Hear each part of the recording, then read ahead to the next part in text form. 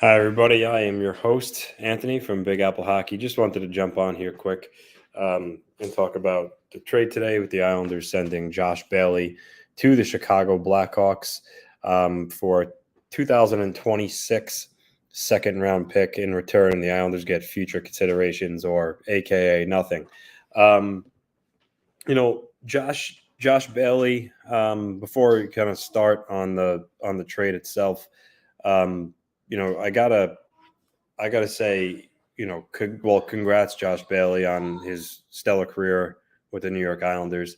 Um, he was a guy that was chastised a lot. Some of it, not really worthy of it.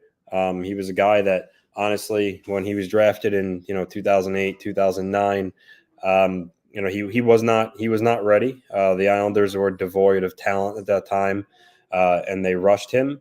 And, because of that, you saw him struggle early on, didn't really have anybody to play with. And I really believe that kind of hindered the beginning of his career. But, nonetheless, this is a guy that managed to, forge a pretty good career. He's amongst the league leaders in games played for the Islanders, assists. He's up there in points. So while he was a very kind of vanilla player at times and very frustrating, I thank him for all his years of service with the New York Islanders. The most memorable was when he made the All-Star game for the first time. He had a 70-point year playing with John Tavares, and he was big in the playoffs. He scored some clutch goals. So, but nonetheless, the Bailey era is gone. Hey, State of Survival, thanks for joining. Appreciate it. Um, Core, actually, one of my Islander friends asked me this question, but it's against it's against the CBA. You can't trade a player, have him get bought out, and re-sign him right away. So I don't think that will be happening. And then also to answer this question, stated the Blackhawks actually bought him out. He was placed on unconditional waivers today for the purposes of a buyout. So he will not be playing with Connor Bedard in the Chicago Blackhawks. Um, I'm sure he probably knew of the Blackhawks plans prior to the trade, so I don't think maybe he's that shocked about it. But I also wonder, what his thoughts are. I know he said that at the end of the year he wanted to continue to play. Maybe now that he got bought out by his new team, maybe he, thinks twice about that. But now that he's not, tied to that contract anymore, you got to assume there will be a team out there that will take him for league minimum, 775K. I think he'll catch on team for that price. But for the Islanders, I think everyone knew this was coming. Lou Lamoriello uncharacteristically was really frank. For a guy that doesn't divulge much information, when he finally did his end of year presser a couple of weeks ago, he basically said that Bailey's tenure was over here, and that was also quite obvious with how Lane Lambert utilized them, having him a healthy scratch towards the end of the year and all of the playoffs. But this was a must for the Islanders. They needed to shed that $5 million cap hit. Right now they're sitting with like $10.3 million of cap space. Word on the street is that Semyon Varlamov is likely coming back. That will probably be $2 million to $2.5 million cap hit. So that will bring them to a little under $8 million if he signs for around there. So now Lou Lamoriello has options. Come Saturday when free agency opens, he has enough to knock on Tarasenko's door and offer him the $5.5 million that he's rumored to get on his next contract, and sign him. And then you'd be left with a few $1 million to try to replace Scott Mayfield after that. But the point is now Lou has room to work with. Matt, as you say here, is Pajot next out the door. I always said that if they could not find a way to move Josh Bailey, that you may have to sacrifice salary elsewhere and move somebody else. And Pajot is probably the prime candidate. The Islanders have 5 legitimate NHL centers on their roster in, Horvat, Barzell, Nelson, Cizikas, Pajot. And honestly, in this cap climate, having a $5 million third line center is more of a luxury in Pajot. It's not a necessity. So if they move Pajot, trade him for picks or prospects. That's another $5 million. Or you could trade him in a hockey trade for a similar priced winger, because we all know the Islanders need help at the wing. So, yeah, they do have options there. I don't know if Lamoriello is going to opt to go that route, but it would make sense if he did. So, but we'll just see how this plays out. But the bottom line is now Lou has, he has the means to do some more things. He talked about his will to retain Mayfield, even Pierre Engvall. So we'll see. Maybe he re-signs Pierre Engvall, because let's face it, the Islanders down the stretch, that Nelson, Palmieri, and Engvall line really carried them into the playoffs and are one of the main reasons they got in. So he's an option too that he could possibly bring back. Yeah. So Alan, as you just basically said, as I was saying it, that doesn't work for you, but it's certainly possible that I don't think he's going to retain all three. I don't think he's going to re-sign Mayfield, Varlamov, and Engvall. I think he's going to re-sign Varlamov. The jury's still out for me with Engvall. And if I had to choose right now, I would say Mayfield's going to walk. So, we'll see how that plays out. But honestly, the biggest need probably is replacing Scott Mayfield on the right side, because even though, Dobson is I would say the second pairing defenseman on the right side, he at times struggled in his own zone. So I think they do need more of a top 4D on the right-hand side, even though Mayfield, whoever they sign, would play technically a third pairing minutes, but they need a reliable guy back there. So we'll see if they move on from Mayfield. Yeah, and you're right there. Before, Cizikas, before he re-signed his contract, exactly. That's the point with Pajot. You don't really need Pajot as a third line center. You could trade him and you could sign a much cheaper third line center, or even honestly, Case Cizikas has enough speed. He's good on faceoffs. And he's not a guy that's going to, put up a bunch of points. He's a guy that scored 20 goals a few years ago. I know that was career high or an outlier, but he's not inept either offensively. So you could always move Cizikas up to the third line center, and then you could sign a really cheap fourth line center, like a guy for 800, 900,000, and have him play in the fourth line. So that's possible too. So, I don't think Lou is going to trade Pajot or do anything like that. It could make sense if they did do that. Andrew, to be honest with you, outside of, Danny Nelson, I didn't really know much about some of the other picks, but I like Nelson. I like the makeup of his game. He even told a lot of GMs he talked to before the draft that he modeled his game after Brock Nelson. And, that's a good guy to model the game after. I mean, Brock Nelson really has emerged as one of the elite second line centers in the league. As the guy's getting older and he's had back-to-back career seasons. So if Nelson can, Danny Nelson, that is, can become half the player Brock Nelson, that would be good for our team going forward. State of Survival X, do we see a Sorokin extension? So he's eligible come July 1st. I haven't heard much about it, but with Lou Lamoriello, honestly, that's par for the course, right? He doesn't really let any of that stuff out of the bag. So I wouldn't be surprised if he signed. However, I also wouldn't freak out if he doesn't. This isn't a, John Tavares situation here. Ilya Sorokin is a very kind of low-key, humbled guy. I think his personality fits perfect for Long Island. I don't think he has any desire to go anywhere. So if he doesn't re-sign right away, I wouldn't worry about it, Islander fans. They know, Lou and the organization knows how important he is to this team. He's going to get a 7-8 year extension at some point, but I won't be concerned if it doesn't happen come July 1st. Yeah, you know what? One of our other, pretty consistent viewers, Chris T, on one of our Facebook chats, he wrote that, this all but guarantees Tarasenko will be an Islander come Saturday after the trade of Bailey.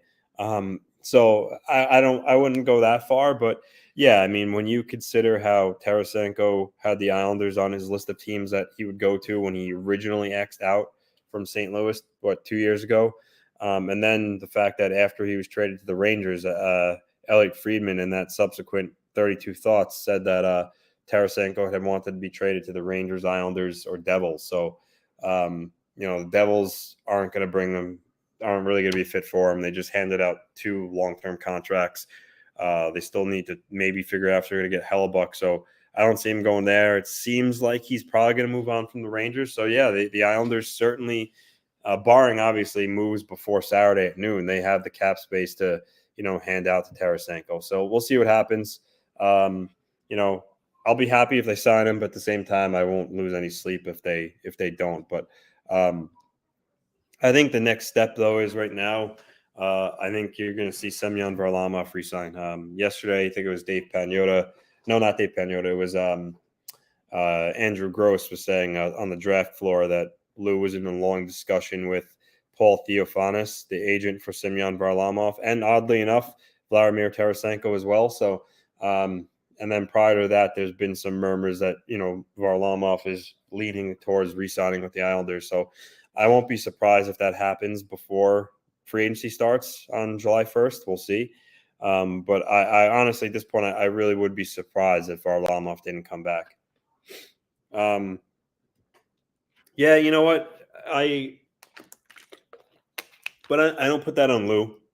When he first requested out, the Blues were pretty much a contender. They were a playoff team. They weren't going to trade one of their best players, albeit he wanted out. So I really don't put that on Lou. I will say you're probably right with your term in AAV. I think he is. There's no way he's going to get $7 million again on his next contract. I think everybody knows that. But the kind of consensus of Tarasenko is you're looking at 3-4 years around that $5 million AAV contract. So that's just what he's going to get. I know you're saying that's an overpay in years. He's 31. I would tend to agree, but in this day and age, the players know what the market is, and they know that in some cases they kind of have the team over the barrel. Tarasenko is still this is a guy that was a year removed from having 82 points. I know last year he had an injury and then he got traded. He was on a bad team, so I think that kind of went into for his standards, 50-point season, which is subpar. But he is going to be sought after, so you're not going to be able to lowball the guy if you want him.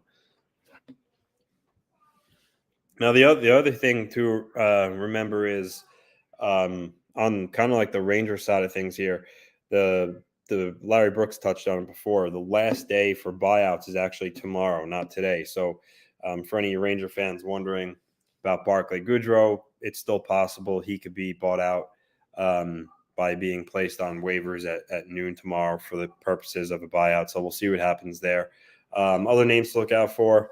Blake Wheeler in Winnipeg, it's, speculated that he's going to probably be bought out. So the Jets have one more day to do that. I don't think they're going to really be able to trade him at his salary. I believe it's $8.5 million or $8 million for one more year. And he's 35, 36, or he might even be 38, but you get the point. I don't know if his value is there anymore. So, which speaking of, I've heard some, whispers that if Blake Wheeler were to get bought out, the Rangers would be interested. Someone mentioned that yesterday on our draft show. So just something to consider there.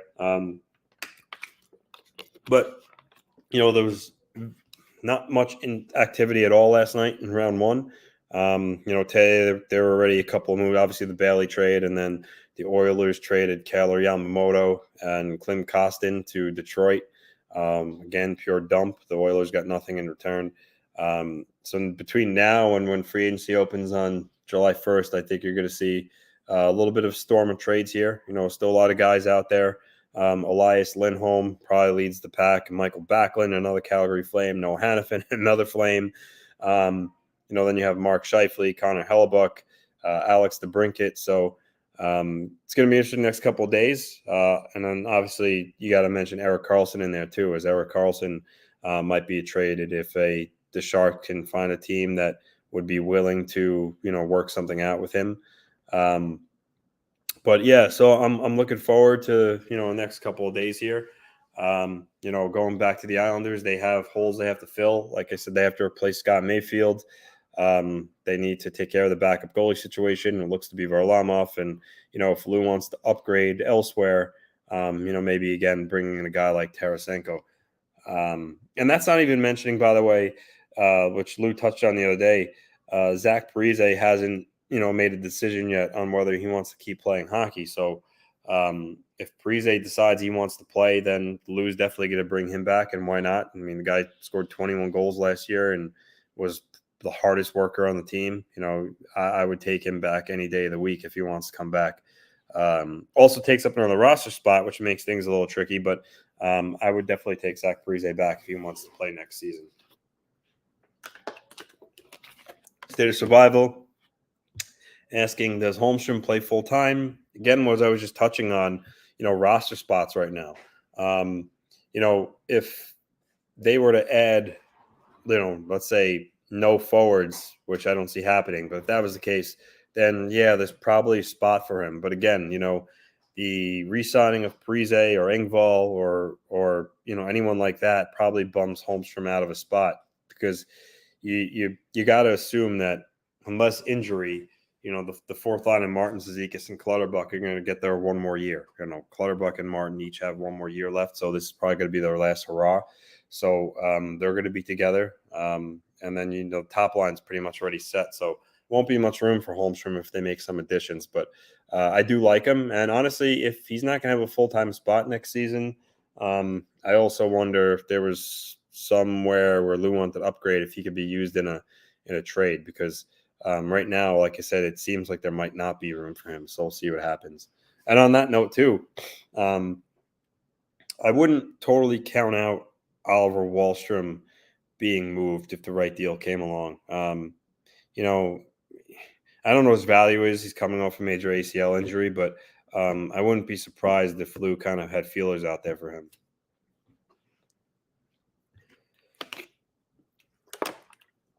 Yes, I did. Very sad news. Hopefully he's okay and he can battle this. But he was the goalie coach for a few years, and then he ended his Islander career as the consultant. I think from 2009 to 2012, he was our goalie consultant. Hi, Dan. I don't know what SH what you're saying there. But nonetheless, you think that person is garbage. One other thing also to keep an eye on is the status of Austin Matthews. Listen, the Leafs aren't trading him, but I'm curious to see how big of a contract he gets. If he goes 3 years, 5 years, that could kind of, help set the bar for other players heading into UFA for the year, for the next couple of years of Matthews, because typically guys take 8 years, but rumor has it he may only want a 3 or 5 year deal. So I'm curious to see how that plays out. But that's not absolving William Nylander. I think William Nylander is a guy who could be dealt. And personally, I think he'd be a great fit for the Rangers or Islanders. I just don't know if they have the pieces to get him. Toronto would probably want back a strong defender. And, I don't see the Islanders trading Ryan Pulock, top pair. And as for the Rangers, I don't see them trading a guy like Keandre Miller yet. So I don't see it happening, but he's a guy that I think would fit both teams. And thank you, Alan. I didn't put that together at first. So thank you for that. But I wouldn't say Holmstrom was garbage. I thought, honestly, before he took that knee hit from Sam Bennett and he missed a little bit of time, I thought he was looking a little more confident in the offensive zone. And young players sometimes it takes a little bit for them to find their game, and I thought he was getting to that. And then when he got hurt, he came back. He was a little bit disjointed. That says, I'm not saying he's going to be a 25 goal guy, but I think he's a sound defensive player that could play on a third line and maybe chip in 10 to 15 goals. But I wouldn't necessarily. That's garbage. You need players like that in your lineup. Yeah, didn't you? That's the future considerations. In 10 years, the Blackhawks have to trade Connor Bedard to the Islanders. That's the condition.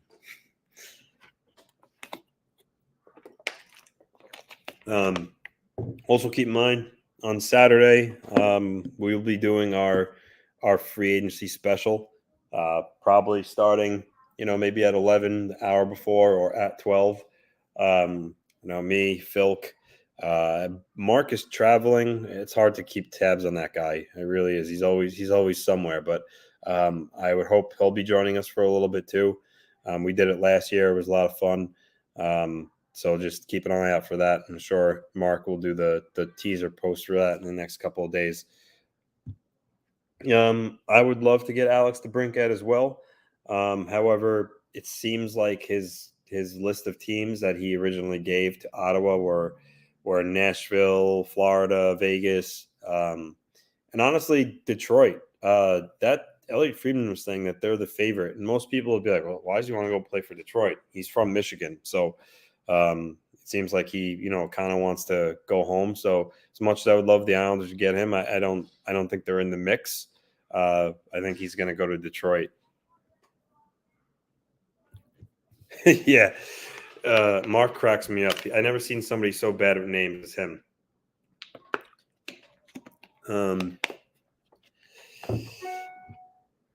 And yes, that's certainly true, Matt. He did. He took a lot of shots because he kept messing up names and whatnot, and some picks being surprising ones. He was a man to his word. So I've heard from him this morning, so I know he's not still like sleeping somewhere hurting.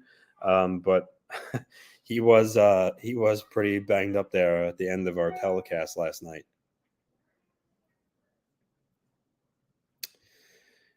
Yeah, if I only wish that was true, but thank you.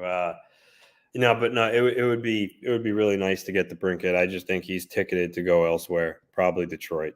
So we'll see what happens.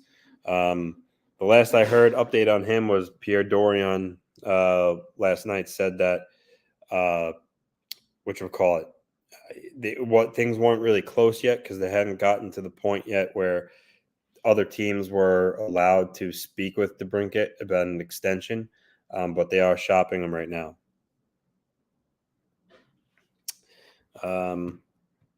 Actually, funny, Dave Peñota said, not much going on. Everyone having casual combos as draft rolls on. Lou Lamorello chatting it up with Jerry Bruckheimer about Top Gun, ? Making a little bit of a joke there. But Bruckheimer's involved with the Seattle Kraken's leadership group, so I wouldn't read anything into it, but nonetheless, it was funny anyway. But, I got a couple more minutes.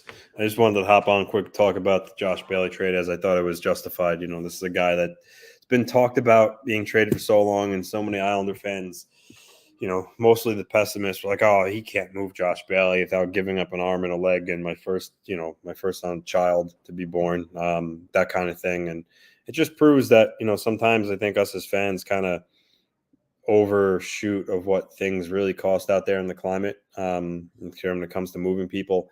And the fact that, it was a 2026 second that he gave up, I'm totally fine with it. Obviously, if he would have given up a second round pick this year to get rid of Josh Bailey, I would have been a little upset. I would have said that's a lot for a guy that has only 1 year left and his dollars owed is actually less than his cap hit. But, nonetheless, it was a good deal.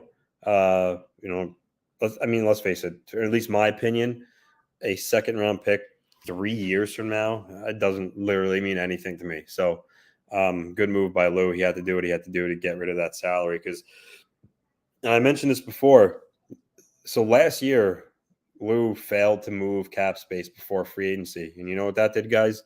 It made him being really handcuffed once the bell rang on July 13th. He couldn't do anything.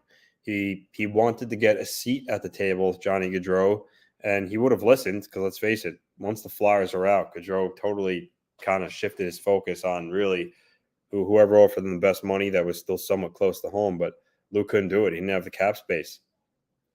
And then remember, he had to play the waiting game with Nazem Kadri, where Kadri pretty much agreed to come to the Islanders early on. And then finally in August, Kadri said enough waiting, and he lost out on him too, all because he did not have the cap space to do anything. And if he did not move Josh Bailey, that would have happened again in 2 days. He wouldn't have had any cap space to do anything. So moving him today, huge going forward. And, hopefully, he puts that, that cap space to good use. But I would be curious, like, if they did. Again, I touched on it before. I don't think he's going to move Pajot, but let's say if he moved Pajot to another $5 million player, now you're talking $15 million in cap space. And at that point, you have to wonder, he has something up his sleeve for sure in terms of really shaking things up. But nonetheless, you kind of, in this day and age, you can't sneeze at having $10 million of cap space, especially a good team. It's normal for bad rebuilding teams to have a lot of cap space during the summer. But for a team that's, a playoff team and has aspirations to do more, having that amount is a good thing. So we'll see what happens in the coming days. Stay tuned to our channel. As things break, depending on what they are, we make kind of like just a short video that goes right to Instagram, or if it's a big move involving one of our teams, the Rangers, Islanders, keep an eye out. We'll hop on quick. Whether it's myself, Philk, probably not Marc. I think by himself he pronounced too many names wrong.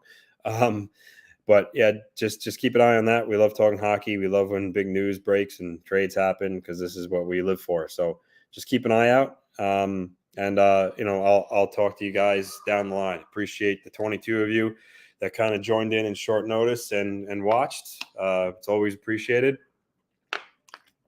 And hope you enjoy the rest of your day. Thanks, guys.